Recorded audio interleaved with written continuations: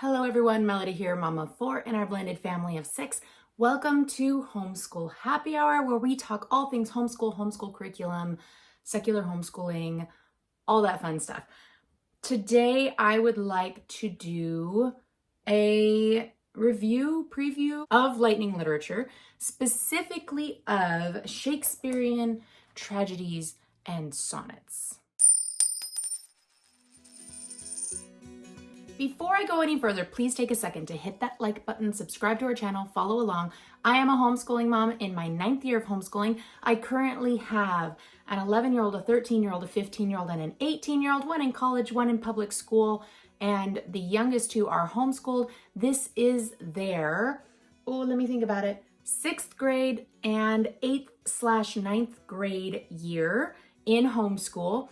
And I am excited to be jumping into our high school years and starting to share some high school curriculum options. Today we're going to take a look at Lightning Literature's Shakespeare tragedies and sonnets. I have the student book. I have the teacher manual. And I have the books that go along with it, the plays or whatnot that go along with this particular curriculum. So before I get too chatty about why we picked it or what we're doing with it or how that's going, I just want to jump straight in and take a look at the inside of these books close up. If you're interested in the answer to those other questions, stick around and I will talk about those towards the end of the video. Otherwise, let's open these books up. Here we have a look at the student guide, the teacher guide, and the 4 books that come along with it. I'm going to start with the student guide. This particular Lightning Literature curriculum is intended for high school. It is listed as one of their more challenging high school options, and it is definitely a secular English language arts material. As with all of the Lightning Literature materials, it was developed by Elizabeth Camath. The earlier grades, I believe 1st through 6th grade, are actually newer than the high school and junior high level options. Now, I really love their elementary years. Their high school and junior high stuff is different. It's very different. So we're just gonna jump in here. I'll give you a quick look on the inside. Start with the table of contents. Unit 1, Julius Caesar. Unit 2, Hamlet. Unit 3 is Macbeth. And then Unit 4 is King Lear. You are required to have 4 books for this course, and as with all Lightning Literature materials, you can get just the student guide or just the teacher manual, or you can get them with the books. If you have access to a well-stocked library, you can save yourself some cost and you can get the books at your library. First, we have our introduction on why you should take this course, why it's important to read different literature, how to read poetry, and then it gives you some rundown on the different parts. Now, keep in mind, this is your student book. At this level, it is really intended for your student to work fairly independently. And I'll show you the teacher manual later, but you'll see what I mean in that the student book is significantly larger than the teacher manual, and it's all pretty well self-contained. So I'm just going through here. You can see the beginning, supporting paragraphs, conclusions, rewriting, talking about fiction and short stories. There's a lot of information here. I would break this down if you're using it with a younger student, or if you've got an older student and they want to just cruise right through it, they certainly can. It gives them a how to use the student guide section, so your kids know what they should be doing. Now, you could use this guide as the teacher along with them, or you could just let them go to town on their own. And then, of course, William Shakespeare, a history on Shakespeare, why we should read him, about his life. There is a lot of startup material here before we even get into the first section. Plays, sonnets. I'm going to jump forward to Unit 1. Lesson 2, Unit 1. Hold on, we're almost there, everyone. Lesson 1. Okay, as you can see, we went through a significant portion of this book with just introductory materials about Shakespeare, all kinds of stuff. Don't skip that, guys. It's important stuff. You definitely should take your time there. Now we have our introduction to Julius Caesar and Unit 1.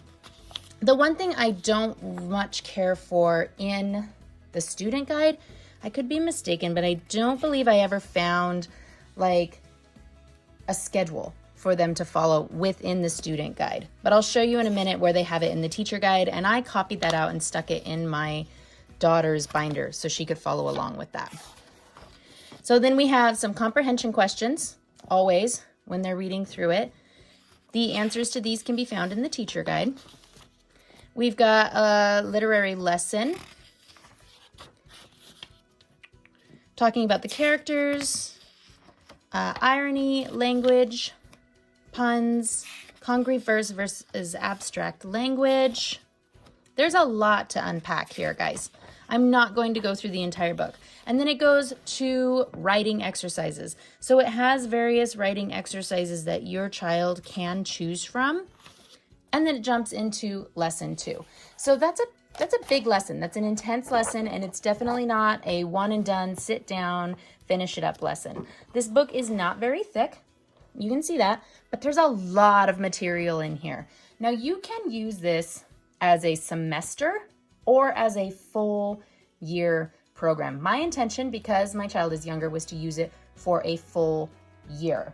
If I bring in the teacher guide, then you can see, comparatively speaking, it is quite small.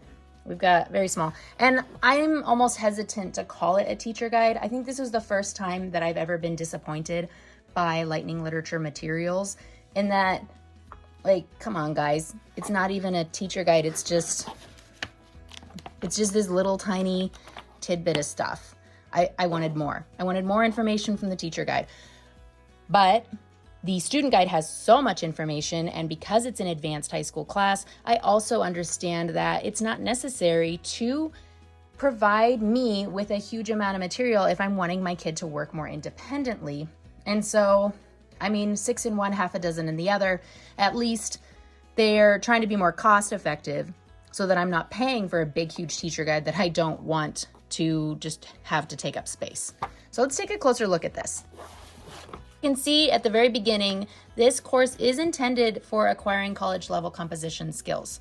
And I think that if your child is interested in, or you are interested in having your child go on the college path, it's important for us to prepare them for that adequately. And I feel like this course has what you need to help do that.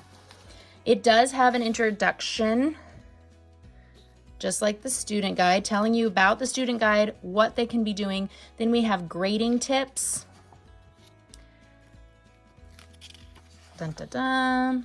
And checklists for papers when you're grading them. If you're not really comfortable grading, it kind of helps give you a guide on how you can do that effectively.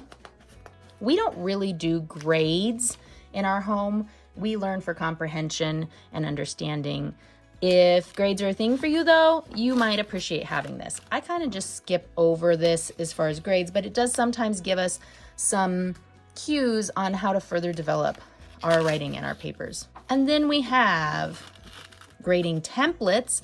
This can be useful if you are looking to make a transcript, a high school transcript for your child to be used for college applications. It's nice to have this kind of information readily available for your records. And then I'm going to skip straight to, let's see, here we go. We've got answers to the comprehension questions. If your kid is doing those, obviously we don't always have the time to read through it with them. Unit 2, Lesson 3, Unit 4, Lesson 8. It has all the information we need to help guide our kids through that material they're working through. Also, discussion questions to help us review the material. The most useful part for me is the scheduling options that they have. This is what I copied or printed off for the schedule, because we were going to do a full year. It's 36 weeks. That is the length of our school year. And They also have a semester schedule option. I didn't print that one off, but it definitely is available if you're wanting to go through it at a semester.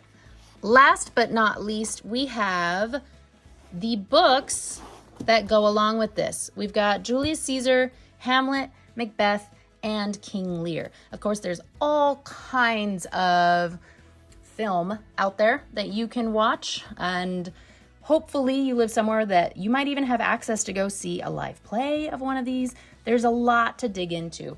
I'm not going to show you a whole lot because, I mean, it's a Shakespearean play. There's not a lot to see on the inside. These aren't kids' books. They're not illustrated. They're very straightforward. It's just some straight up Shakespeare, guys. I hope that gave you a really clear insight of what you can find inside this curriculum if it's something that interests you, or maybe helped you understand that it wasn't something that interests you before you purchase it. It's always nice to avoid a purchase that we don't want to make, or to know what we're making if we're going to bring it in and love it. This curriculum specifically for us was chosen for my now 13-year-old, then 12-year-old, 8/9th grade year. She helped select this curriculum. It was a part of our 9th grade year plan.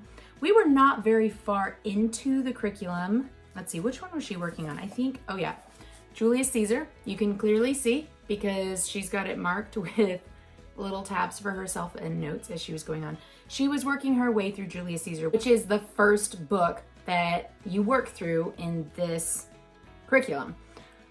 And she was not liking it. And I don't know, she couldn't really put her finger on it. She did say it was a little bit more challenging to understand, which makes sense. It's Shakespeare, it's a little bit harder.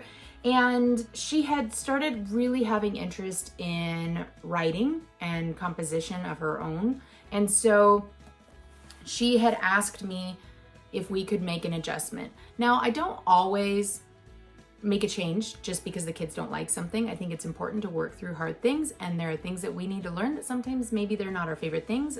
Math, anyone? And so I kind of take it on a case-by-case basis on, do we keep this? Do we just get rid of it? Do we make an adjustment? What do we do? Now, I felt like my options with this one for her specifically at this time were 3. 1, just tell her to stick with it, make her work through it. With that option, my concern was she's not gonna really gain much from it because she isn't interested in it. And so yeah, she might push through and get it done, but it's going to start to deteriorate her love of English language arts, which has always been her subject of choice. She likes language arts, she likes reading, she likes writing. So I did not want to deteriorate her love for that. I was also concerned with how much she was going to gain from it working on it independently.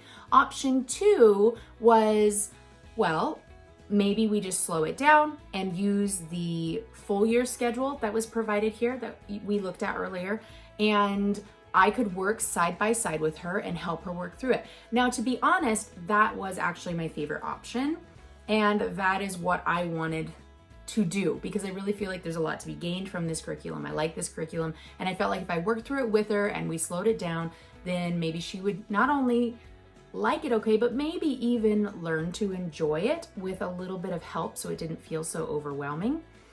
Option 3 was what we did end up doing, and that was just to let it go. The reason that I didn't pick option 2, even though it was my preferred option, is because our life in this moment simply did not allow for me to dedicate the time to doing this side by side with her like I needed to if we were going to work through it together. Now, if you want more information on why that is, I will be filming another video with a life update, and I can tell you all about what's going on. And before anybody jumps my case and is like, if you're a homeschool mom, you have to dedicate it just to you. I'm doing my best here. We've got to set boundaries. This was one of them, and mine was, I know that I can't dedicate the time to this specific subject in this specific moment. So we went with option 3, and that was we're setting the subject aside. We might bring it back up later. Hopefully next year I have more time to dedicate to it with her, and we can jump to option 2 and work through it together. But for right now, That's not going to happen. So we set it aside and we brought in Fix It Grammar, which I do have a review on if you're interested, so that she could work on her grammar. And I am letting her explore her passion for composition right now. She has 3 notebooks that she's developed herself with no, I wouldn't say guidance, but with no pressure or instigation from me. And she has a notebook specifically dedicated to short stories. And then she has 2 other notebooks specifically dedicated to this novel that she really wants to write. And I say, why the heck not? She's got one notebook dedicated to building the maps for the civilization in this fantasy book that she's writing, and learning about the different politics of the different divisions in her civilization. And then a whole nother notebook dedicated to character development and all of that. And then on top of that, she has her actual story she's writing.